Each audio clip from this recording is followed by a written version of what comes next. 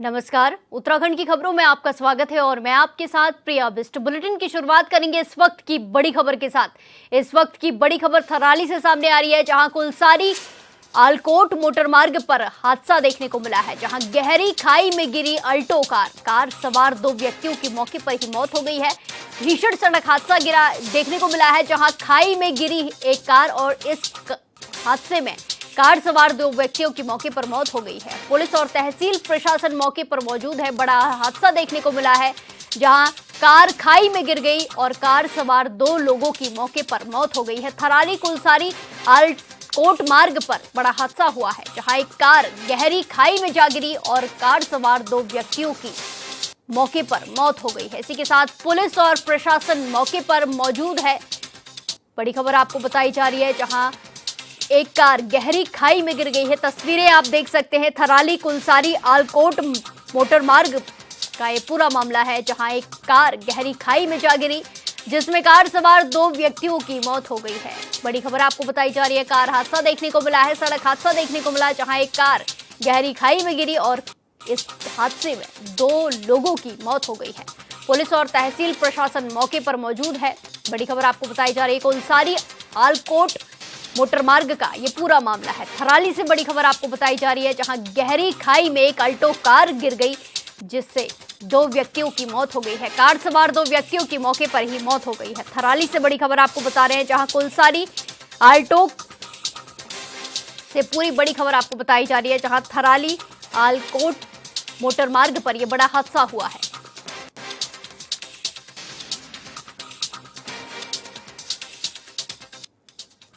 इसी के साथ खबरें विस्तार से। उत्तराखंड में जारी चारधाम यात्रा के बीच रविवार को सुबह दुखद हादसा हुआ, जिसमें 7 लोगों की जान चली गई है। जानकारी के मुताबिक आर्यन एविएशन के हेलीकॉप्टर केदारनाथ घाटी में क्रैश हो गया। राज्य के सीएम के साथ विपक्षी नेताओं ने घटना पर दुख जताया है। इसी के साथ विपक्ष ने सरकार पर सियासी हमला भी बोला है।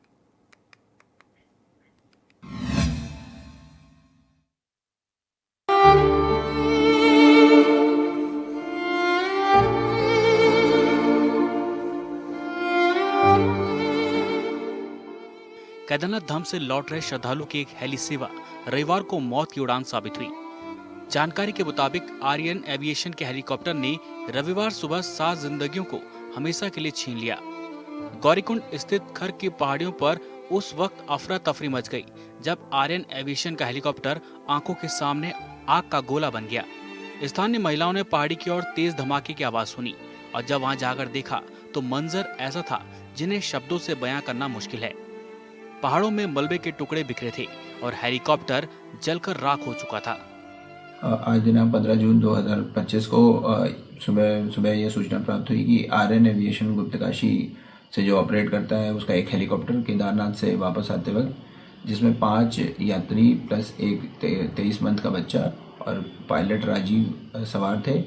वापस आते हुए कुछ मौसम खराब हुआ, जिसमें पायलट द्वारा उस हेलीकॉप्टर को वैली से बाहर निकालने का प्रयास करते हुए हेलीकॉप्टर गौरीकुंड से ऊपर क्रैश हो गया। जानकारी के मुताबिक गुप्तकाशी से 5:15 पर उड़ान भरने वाला हेलीकॉप्टर जब 5:25 पर केदारनाथ से लौट रहा था, तब मौसम ने करवट लिया और काला धुआं आसमान में उठता दिखाई दिया। इस हेलीकॉप्टर में कुल 7 लोग सवार थे, जिनमें 39 वर्षीय कैप्टन राजबीर सिंह चौहान, बीकेटीसी प्रतिनिधि विक्रम रावत, उत्तर प्रदेश की 66 वर्षीय विनोद देवी, 19 साल के तृष्टि सिंह, गुजरात निवासी राजकुमार सुरेश जायसवाल, उनकी पत्नी श्रद्धा और महाराष्ट्र की 2 साल की बच्ची काशी शामिल थी। 7 की मौके पर ही मौत हो गई। 19 साल की तृष्टि के दादा ने हेली सेवा पर कई तरह के आरोप लगाए हैं। लापरवाही ये कंपनी की और प्रशासन की लापरवाही है कि ऐसे मौसम में भी उड़ान भरने की परमिशन दी जा रही है। लोगों के अपने लालच में लोगों के जीवन से खिलवाड़ किया जा रहा है। यात्रियों को क्या पता कि ये भाई हेलीकॉप्टर में क्या दिक्कत आएगी मौसम को, वो तो इन्होंने बैठाया ले चले। लापरवाही, घोर लापरवाही कंपनीज की और सरकार की। इनके लाइसेंस बैंड किए जाने चाहिए। राज्य के सीएम मुख्यमंत्री पुष्कर सिंह धामी ने हादसे पर दुख जताया है। उन्होंने कहा कि रुद्रप्रयाग में हुई हेलीकॉप्टर दुर्घटना अत्यंत दुर्भाग्यपूर्ण है। इस पीड़ादायक हादसे में दिवंगत जनों के प्रति अपनी गहरी संवेदना प्रकट करता हूँ। ईश्वर से प्रार्थना करता हूँ कि दिवंगत आत्माओं को श्री चरणों में स्थान मिले और शोकाकुल परिवारों को यह असीम कष्ट सहने की शक्ति प्रदान करे।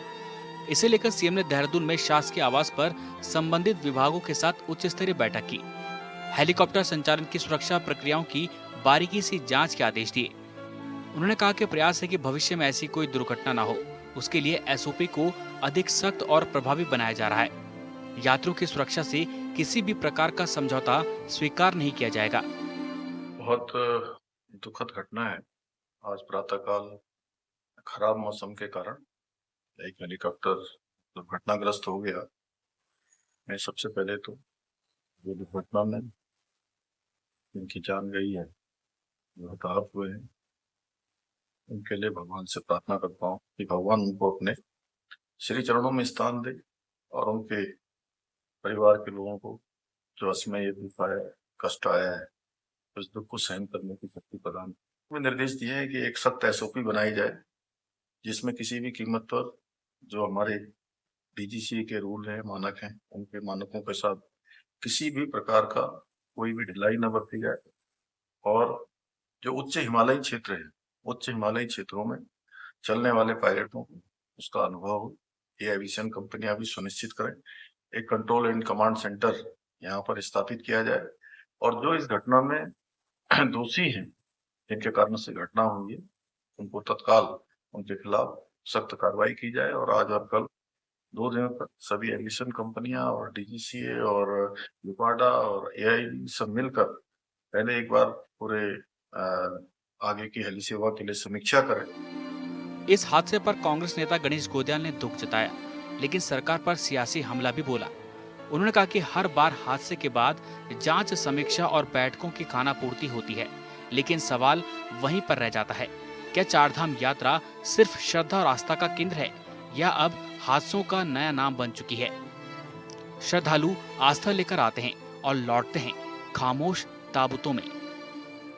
ये बहुत ही दुखद है और खास करके 40 दिन के अंतराल में 5 हेलीकॉप्टर दुर्घटनाएं होना, ये बहुत ही दुखदाई है और निश्चित रूप में हमारे यात्रा के स्कोप पर इसका विपरीत प्रभाव पड़ना निश्चित है।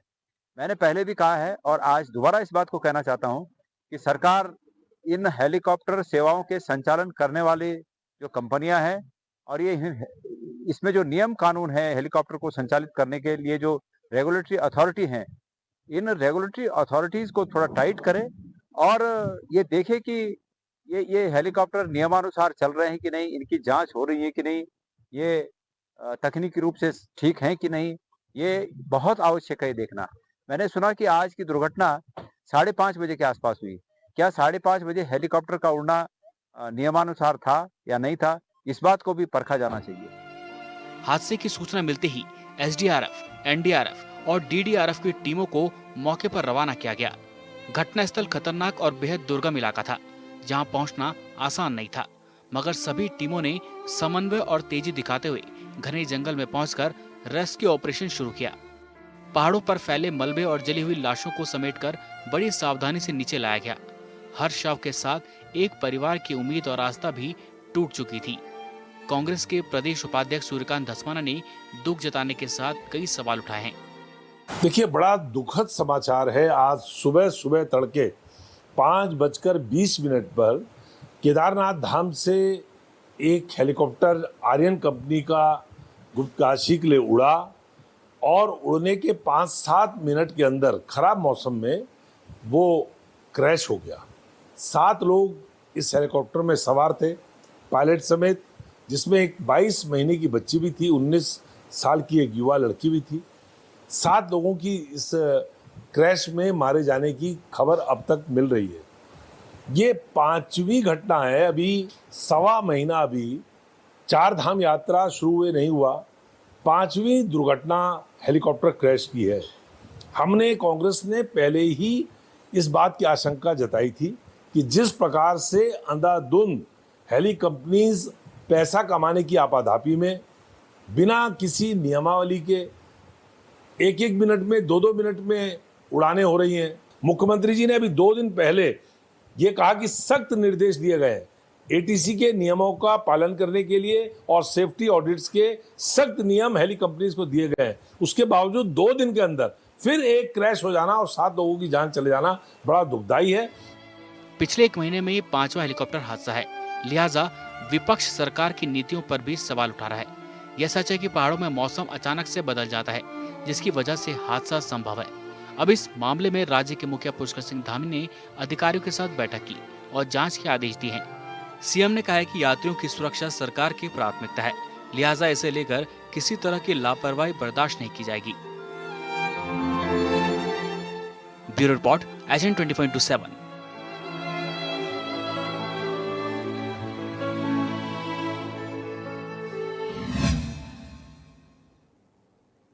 अब वक्त एक छोटे से ब्रेक का, फिर लौटेंगे कुछ खबरों के साथ। बने रहिए हमारे साथ।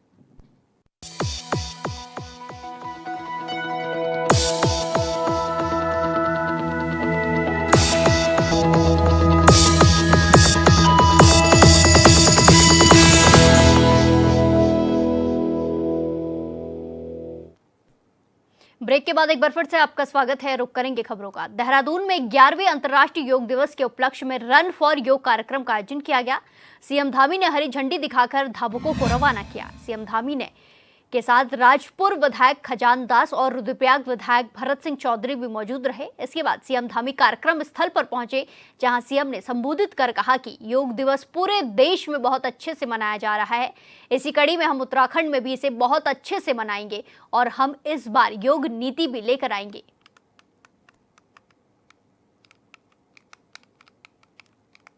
दुनिया भर के लोग योग के प्रति आकर्षित हो रहे हैं और अपनी दैनिक दिनचर्या में नियमित रूप से योग को सम्मिलित कर रहे हैं।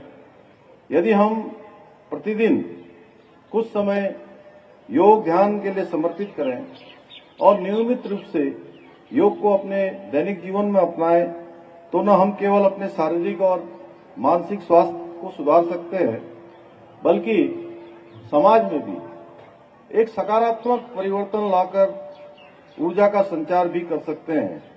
मैं स्वयं के अनुभव के आधार पर यह कह सकता हूं कि योग को अपने जीवन में अपनाने से हम एक तो स्वस्थ रहते हैं, मानसिक रूप से फिट रहते हैं और हमारा मानसिक स्वास्थ्य एकीकृत होकर उस दिशा में काम करता है जिस दिशा में हम काम करना चाहते हैं। अधिक ऊर्जा का अनुभव करते हैं, अधिक अपने को स्वस्थ महसूस करते हैं और तमाम प्रकार की जो आज के दैनिक जीवन में होने वाले तमाम चुनौतियां हैं, उन चुनौतियों का हम आसानी से सामना कर सकते हैं, उससे पार पा सकते हैं। योग के इसी महत्व को ध्यान में रखते हुए आदरणीय प्रधानमंत्री श्री नरेंद्र मोदी जी ने 21 जून को अंतर्राष्ट्रीय योग दिवस के रूप में मनाने का विचार वर्ष 2014 में संयुक्त राष्ट्र महासभा के समक्ष रखा। ये हम सभी भारतीयों के लिए गर्व का विषय है कि उनके इस प्रस्ताव को विश्व के 177 देशों ने ऐतिहासिक समर्थन देकर 2015 से प्रत्येक वर्ष 21 जून को पूरी दुनिया में अंतर्राष्ट्रीय योग दिवस मनाया जा रहा है। 21 जून को अंतर्राष्ट्रीय योग दिवस के रूप में वैश्विक मान्यता मिलना भारत की सांस्कृतिक शक्ति और योग की वैज्ञानिक की सार्वभौमिक स्वीकारता का भी प्रतीक है। भाइयों बहनों, हमारा उत्तराखंड केवल देवभूमि ही नहीं है, बल्कि योग और अध्यात्म की भूमि भी है। इस पुण्य धरा को सदियों से ऋषियों, मुनियों और साधकों ने अपने तप से, अपनी साधना से और योग के माध्यम से अवलोकित किया है। आज आदरणीय प्रधानमंत्री जी के मार्गदर्शन में हमारी सरकार उत्तराखंड में योग को और वेलनेस टूरिज्म की वैश्विक राजधानी बनाने के लिए निरंतर प्रयास कर रही है। इसी उद्देश्य से हमने अभी हाल ही में नई योग नीति को मंजूरी दी है, जिसके अंतर्गत हम प्रदेश में योग एवं ध्यान केंद्र विकसित करने पर अधिकतम 20 लाख रुपए तक की सब्सिडी प्रदान कर रहे हैं। साथ ही प्रदेश में पहले से संचालित हो रहे योग एवं ध्यान केंद्रों पर कार्यरत योग अनुदेशकों को 5,000 रुपए तक की प्रतिपूर्ति भी राज्य सरकार के द्वारा की जा रही है। इतना ही नहीं, इसके अंतर्गत योग, ध्यान और प्राकृतिक चिकित्सा के क्षेत्र में शोध को बढ़ावा देने के लिए 10 लाख रुपए तक का अनुदान देने का भी प्रावधान किया गया है। इसके अतिरिक्त हमारी सरकार राज्य के विभिन्न जिलों में योग प्रशिक्षण केंद्र, वेलनेस रिसोर्ट और आयुर्वेद से जुड़े केंद्रों को भी विकसित कर रही है। अपार संभावनाएं योग और वेलनेस के क्षेत्र में हमारी है। हम उन्हीं संभावनाओं पर काम कर रहे हैं। हमारा प्रयास है कि योग केवल एक दिन का आयोजन बनकर न रहे, बल्कि प्रत्येक नागरिक के जीवन में उनकी नियमित दिनचर्या का अभिन्न हिस्सा बने। आज के इस अवसर पर मैं आप सभी से आग्रह करता हूं कि आप लोग योग और शारीरिक व्यायाम को अपने जीवन का स्थायी हिस्सा बनाएं और अन्य लोगों को भी इसके लिए प्रेरित करें। मुझे पूरा विश्वास है आप सभी अनुशासित और स्वस्थ जीवन शैली अपनाकर उत्तराखंड को सर्वश्रेष्ठ राज्य बनाने के हमारे विकल्प रहित संकल्प को पूरा करने में सरकार के साथ कंधे से कंधा मिलाकर इसी प्रकार अपना योगदान देते रहेंगे। इन्हीं शब्दों के साथ आप सभी का पुनः एक बार आभार व्यक्त करते हुए मैं अपनी बात को समाप्त करता हूं। बहुत बहुत धन्यवाद। इसी के साथ खबरों में आगे बढ़ते हैं। महिला सशक्तिकरण एवं बाल विकास मंत्री रेखा आर्य ने आज केदारपुरम स्थित महिला कल्याण एवं पुनर्वास केंद्र में महिलाओं और बच्चों के 7 दिवसीय योग शिविर का शुभारंभ किया। इस अवसर पर कैबिनेट मंत्री ने सभी प्रतिभागियों के साथ योगासन में प्रतिभाग किया। उन्होंने कहा कि आगामी 21 जून को अंतर्राष्ट्रीय योग दिवस पर प्रदेश में अनेक स्थानों पर कई कार्यक्रम आयोजित किए जाने हैं। उसी की तैयारी के लिए कई विभागों में साप्ताहिक योग शिविरों का आयोजन किया जा रहा है।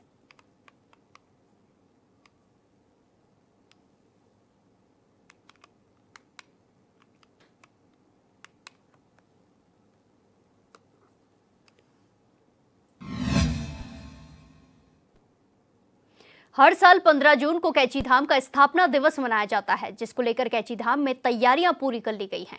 इस बार कैची धाम मेले में 5 लाख से अधिक श्रद्धालुओं के आने की उम्मीद जताई जा रही है, जिसे देखते हुए पुलिस प्रशासन ने पुख्ता तैयारियां की गई हैं। वहीं कैची धाम मेले को लेकर सुबह से ही श्रद्धालुओं की भीड़ जुटने लगी है। कैची धाम बेहद सुंदर और आकर्षक नजर आ रहा है।